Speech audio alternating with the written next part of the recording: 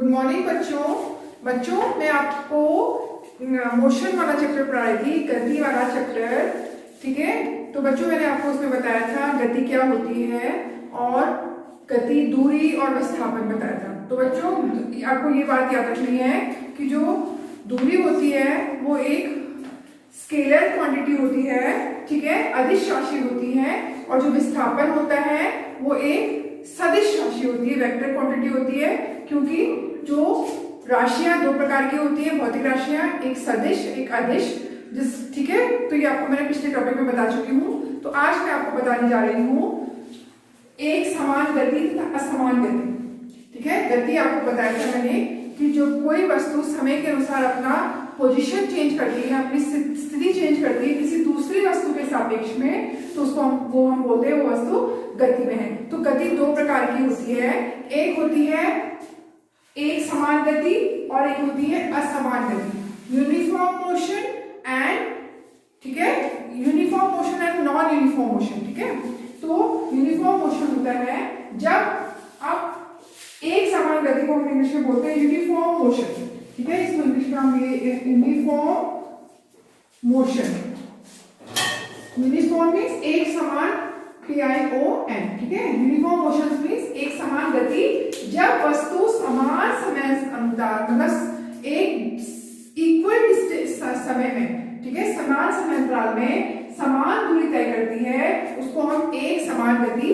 बोलते हैं बच्चों। तो जैसे कि देखो ये हमने टेबल बना रखी है, समय है, और एक तरफ हमने लिखा है दूरी दे रखी है। तो समय में हमने देखा 1 घंटा, 2 घंटा, 3 घंटा, 4 घंटा समय बीत रहा है। 1 घंटा, 1 घंटे में कोई वाहन, कोई वस्तु कितने किलोमीटर चल रही है? 10 किलोमीटर चल रही है, दूरी तय करके। देखिए दूरी किलोमीटर में और समय है घंटे में। कोई वस्तु 1 घंटे में 10 किलोमीटर दूरी तय कर रही है, 2 घंटे में 20 किलोमीटर दूरी कर रही है, 3 घंटे में 30 किलोमीटर दूरी तय कर रही है, 4 घंटे में 40 किलोमीटर दूरी कर रही है। तो ऐसे कोई वस्तु, तो ये आपको मैं एक समान गति का उदाहरण बता रही हूँ, यूनिफॉर्म मोशन का उदाहरण बता रही हूँ। तो इसमें कितना किलोमीटर की गैप, ठीक है, हर घंटे में कितना गाड़ी कितने किलोमीटर तय कर रही है? तो हर घंटे में बच्चों गाड़ी 10 किलोमीटर दूरी तय कर, देखिए 10, 20, 30, हर घंटे में ये 10 किलोमीटर दूरी, पहले घंटे में 10 किलोमीटर, दूसरे घंटे में 10 किलोमीटर, तो हर घंटे में 10 किलोमीटर दूरी तय कर रही है। तो समान, हर घंटे में 10, तो समान समय में ये समान दूरी तय कर रही है, हर घंटे में 10 किलोमीटर गाड़ी चल रही है, इसलिए इसको हम एक समान गति कहेंगे। तो एक समान गति को अगर हम ग्राफ में दिखाएंगे तो कैसे दिखाएंगे बच्चों? तो ग्राफ में एक हम 2 एरोस बनाते हैं, दोनों को हम लंबवत खींचते हैं, एक को हम बोलते हैं एक्स एक्सिस, एक को बोलते हैं हम वाई एक्सिस। ठीक है, तो ग्राफ खींचने के लिए तो नीचे वाले एक्स एक्सिस को हम दिखाते हैं, समय दिखाते हैं, और वाई एक्सिस को हम दूरी में दिखाते हैं। ठीक है बच्चों, तो ऐसे हम ग्राफ बनाएंगे। आपने पहले भी ग्राफ, समय को हमने देखिए, इसी को हमने जो टेबल हमने बनाई है इसी को हम ग्राफ में दिखा देंगे। हर घंटे को हमने किलोमीटर, समय को हम घंटे में दिखाएंगे, और दूरी को हमने 10, 20, 30 करके।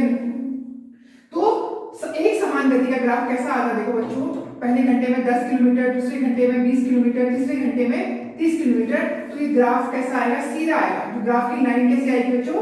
सीधी आएगी। कब सीधी आएगी? एक समान गति में। जब एक समान समय और दूरी का जब हम ग्राफ बनाएंगे, एक समान गति का हम ग्राफ बनाएंगे, तो ग्राफ की लाइन कैसे आएगी? सीधी आएगी। तो दूसरा हम पढ़ेंगे असमान गति।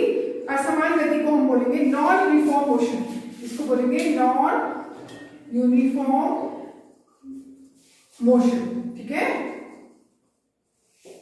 इसका मतलब ये हुआ कि जब कोई वस्तु समान समय में, सेम टाइम में अलग अलग डिस्टेंस कवर करे, तो उसको अलग अलग दूरी तय करती है, तो उसको हम असमान दूरी बोलते हैं। ठीक है बच्चों, जब कोई वस्तु समान समय अंतराल में असमान दूरी तय करती है, उसको हम गति को असमान गति कहते हैं। जैसे हम इसको टेबल से फिर से दिखा रखा है, एक में हम एक समय दिखा रखा है, समय में हमने समय को घंटों में और दूरी को हमने किलोमीटर में दिखा रखा है। ठीक है, तो पहले घंटे, दूसरा घंटा, तीसरा घंटा, चौथा घंटा, पांचवा घंटा।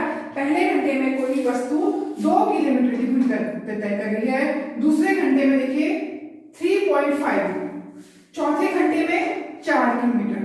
ठीक है, चौथे घंटे में, तीसरे घंटे में 4 किलोमीटर, चौथे घंटे में 5.5 किलोमीटर, और पांचवें घंटे में 6 किलोमीटर। तो देखिए इनके बीच का समय अंतराल बिल्कुल अलग अलग है। पहले घंटे में गाड़ी कितने किलोमीटर दूर तय कर रही है, 2 किलोमीटर दूरी तय कर रही है। दूसरे घंटे में कितना कर रही है, 2 से 3.5, ठीक है।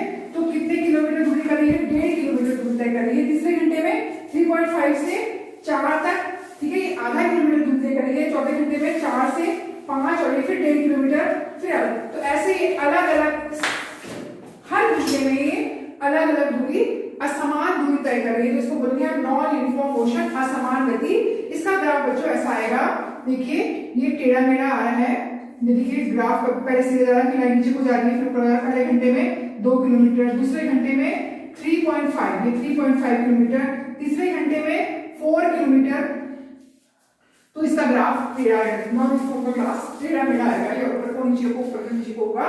तो इसको बोलते हैं। तो इस दैनिक जीवन में असमान गति के हम बहुत सारे उदाहरण देख सकते हैं। जैसे भीड़ में चलती हुई गाड़ी, भीड़ में चलती हुई गाड़ी का जो समय होता है वो एक खाली रोड में चलती हुई गाड़ी और भीड़ में चलती हुई गाड़ी में, दोनों में उनकी गति में, दोनों में समान समय अंतराल में दोनों की गति में अंतर आ जाएगा, ठीक है बच्चों।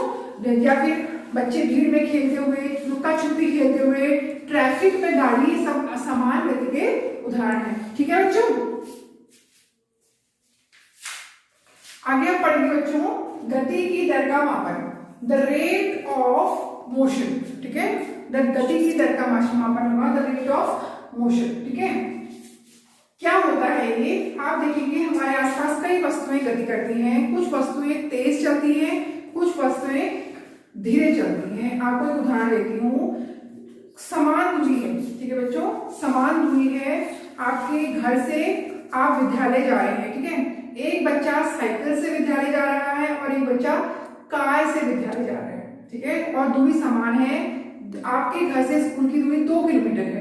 तो आप, एक बच्चा साइकिल से जा रहा है तो एक बच्चा कार से जा रहा है। तो आप क्या देखेंगे, आप कैसे पता लगाएंगे कि कौन, तो समय, आप समय नोट करेंगे कि कौन वस्तु जल्दी पहुंच रही है, कौन वस्तु धीरे पहुंच रही है। तो जो वस्तु जो साइकिल से जा रहा है ऑब्वियसली वो धीरे जा रहा है, और जो साइकिल से जा रहा है, जो कार से जा रहा है, वो उतने ही समय में, उतनी ही दूरी तय करने में कम समय ले रहा है, और जो साइकिल से जा रहा है वो उतनी दूरी तय करने में ज्यादा समय ले रहा है। तो ये सब क्या है, तो ये कोई भी वस्तु की हम दर, ठीक है, उसकी रेट कैसे पता लगाएंगे, कौन वस्तु धीरे चल रही है, कौन वस्तु तेज चल रही है। तो इसके लिए भी एक राशि है, इसको हम बोलेंगे चार्ट, ठीक है, स्पीड, इसको इंग्लिश में बोलेंगे स्पीड, ठीक है। कोई वस्तु धीरे चलती है, कोई वस्तु तेज चलती है।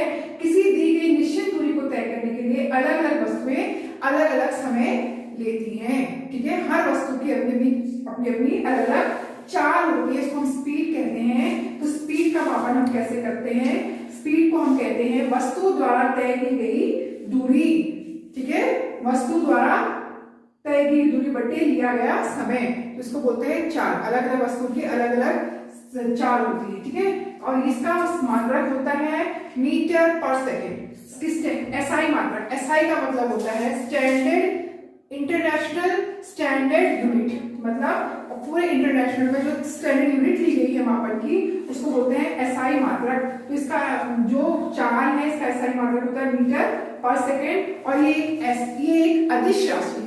अदिश राशि स्केलर क्वांटिटी है जिसपे केवल परिणाम होता है, ठीक है, केवल परिणाम होता है, केवल परिमाण होता है। इसमें हमें दिशा का पता नहीं चलता है, ठीक है। तो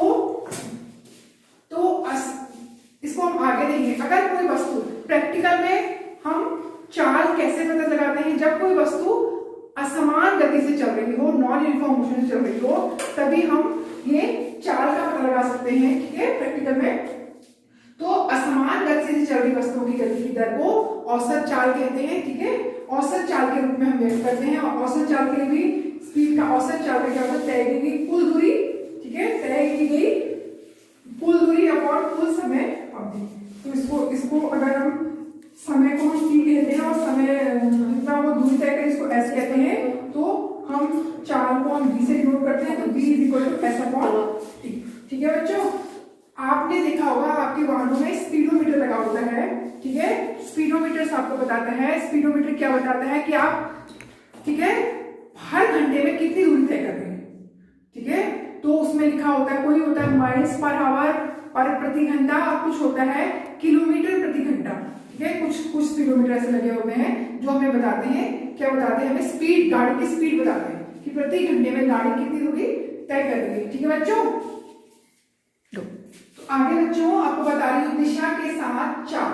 ठीक है, दिशा के साथ चाल क्या होता है बच्चों, दिशा के साथ चाल किसी वस्तु की दिशा के साथ, ठीक है, किसी वस्तु की अगर दिशा के साथ कोई वस्तु गति कर रही है, ठीक है, तो उसे हम कहेंगे, उसका वेग कहेंगे। ठीक है, वेलोसिटी कहेंगे। ठीक है, यदि किसी वस्तु की चाल के साथ दिशा का भी पता चलता है, चाल के साथ साथ हमें दिशा का भी पता चल रहा है, तो उसको हम क्या कहेंगे, वेग कहेंगे। ठीक है, अगर हमें किसी वस्तु कौन तेज चल रही है, कौन धीमी चल रही है, हमें किससे पता चलेगा, उसकी चाल से पता चलेगा, स्पीड से पता चलेगा। और अगर हमें उसकी चाल के साथ साथ उसकी हमें दिशा भी पता चल रही है, तो उसको हम कहेंगे वेलोसिटी, वेग कहेंगे। ठीक है बच्चों, तो जो वेग होता है वो विस्थापन बटे समय होगा। जैसे विस्थापन में हमें, विस्थापन की परिभाषा क्या होती है, ठीक है, जो सबसे छोटी दूरी, ठीक है, जिससे हम अपनी कोई भी दिशा जा रहे हैं, जिससे हम सबसे छोटी दिशा दूरी तय करते हैं कहीं पहुंचने के लिए, तो उसको हम विस्थापन बोलते हैं। जिसमें हमें परिमाण के साथ साथ दिशा का भी पता चलता है, तो उसको बोलते हैं विस्थापन। वेग क्या होता है, विस्थापन बटे समय, दिया गया समय। किसी वस्तु की, अब हम आगे बढ़े, दिशा के साथ चाल। यदि किसी वस्तु की चाल के साथ हमें दिशा का भी पता चलता है, उसे हमें बोलते हैं वेग। ठीक है बच्चों, जैसे हम दूरी क्या होती है, कोई सरल रेखा में कोई वस्तु गति करता है तो उसको हम दूरी बोलते हैं। वो कैसी राशि है, वो एक अदिश राशि है दूरी। फिर होती है विस्थापन। विस्थापन में हमें परिमाण के साथ साथ हमें दिशा का भी पता चलता है। ठीक है, जो सबसे दूरी हम किस दिशा में चल रहे हैं, तो उसको हम विस्थापन बोलते हैं। अब हमने उसके बाद हमने पढ़ा क्या दिशा, चाल क्या होता है, किसी वस्तु की हमें पता चलता है कौन वस्तु तेज चल रही है, कौन वस्तु धीमी चल रही है। इसके लिए हम क्या करते हैं, किस समय क्या वजह, चाल पता चलती है किसी वस्तु की। और अगर हमें चाल के साथ साथ हमें दिशा का भी किसी वस्तु का पता चलता है, तो उसको हम बोलते हैं वेग, इंग्लिश में बोलेंगे वेलोसिटी। समझ लो कोई वस्तु पूरब दिशा की ओर 40 किलोमीटर पर आवर की स्पीड में जा रही है, तो हम क्या कहेंगे, उसको हम वेग बोलेंगे। ठीक है, तो वेग होता है विस्थापन बटे समय। ठीक है, लेकिन हम प्रैक्टिकल में हम कोई भी वस्तु को हम असमान गति से दिखाते हैं, असमान गति से कोई वस्तु चलती है, तभी हम उसको औसत वेग के रूप में लेते हैं। ठीक है, तब उसके जो गणना करते हैं औसत वेग के रूप में करते हैं। तो औसत क्या होता है, प्रारंभिक वेग, ठीक है, प्रारंभिक वेग प्लस अंतिम वेग, प्रारंभिक वेग प्लस अंतिम वेग। क्योंकि हमने दो गणनाएं की हैं, इसको हमने औसत ले रखा है, तो इसलिए अपन दो गणनाएं करनी है, प्रारंभिक वेग अंतिम, इसको हम अपॉन 2 कर देते हैं, बट्टे 2 कर देते हैं। ठीक है, तो औसत वेग को हम इसको हमने वी ए बी करके सिंबल से दिखा रखा है, प्रारंभिक वेग को हमने स्मॉल यू से दिखा रखा है, और अंतिम वेग को हमने, क्योंकि हमने दो गणनाएं करनी है इसलिए हमने उसको अपॉन 2 कर लिया है। ठीक है, इसका SI मात्रक होता है वेग का मीटर पर सेकेंड। इसका मात्रक भी चाल की तरह ही होता है, स्पीड की तरह होता है, मीटर पर सेकेंड। लेकिन ये कौन सी राशि होती है, ये एक सदिश राशि होती है। ठीक है, जो चाल होती है वो अदिश राशि होती है, क्योंकि उसमें केवल हमें परिमाण का पता चलता है, दिशा का पता चलता है। और जो वेग होता है ये एक सदिश राशि होती है, जिसमें हमें परिमाण के साथ साथ दिशा का भी पता चलता है। फिर आगे हम पढ़ेंगे त्वरण। त्वरण क्या होता है बच्चों, त्वरण वेग में परिवर्तन की दर को हम त्वरण बोलते हैं। ठीक है, किसी वस्तु के वेग में जो परिवर्तन, समय के अनुसार वेग में परिवर्तन होता है, उसको हम बोलते हैं त्वरण। ठीक है, प्रति इकाई समय में वेग में परिवर्तन की माप को हम त्वरण से करते हैं। त्वरण को हम स्मॉल ए से दिखाते हैं।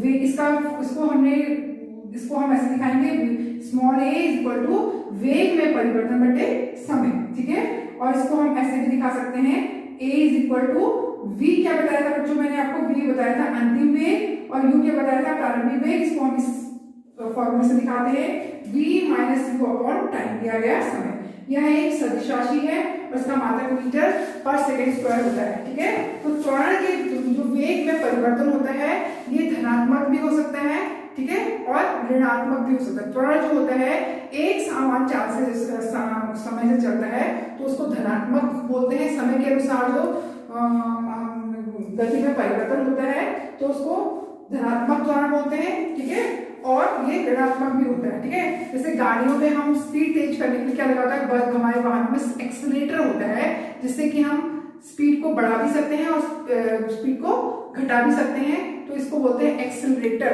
ठीक है। इसके नाम से हम एक्सीलरेशन के नाम से एक्सीलरेटर पड़ा हुआ है। इसको मैं एक उदाहरण से आपको बताती हूँ। समझ लीजिए कोई वस्तु पॉइंट ए से चल रही है बी तक कुछ दूरी तय कर रही है। ए में उसकी चाल है 20 किलोमीटर पर आवर, ठीक है, और बी में आने तक, बी पॉइंट पे आने तक उसकी चाल हुई है 40 किलोमीटर पर आवर। तो इसको हम कहेंगे, तो इसमें हम कहेंगे इसके त्वरण क्या हुआ, जैसे पहले पॉइंट में इसका वेग क्या है 20 किलोमीटर पर आवर, और दूसरे पॉइंट में इसका वेग क्या है 40 किलोमीटर पर आवर, ठीक है। तो हम इसमें कहेंगे ये वस्तु त्वरित है, ठीक है। तो त्वरण से इसका त्वरण है। तो इसको तो थैंक यू बच्चों। जहाँ पे आपको समझ में नहीं आएगा तो आप कमेंट बॉक्स में कमेंट करके हमें बता सकते हैं। तो इसके अगला भाग में अगले वीडियो में बताऊंगी।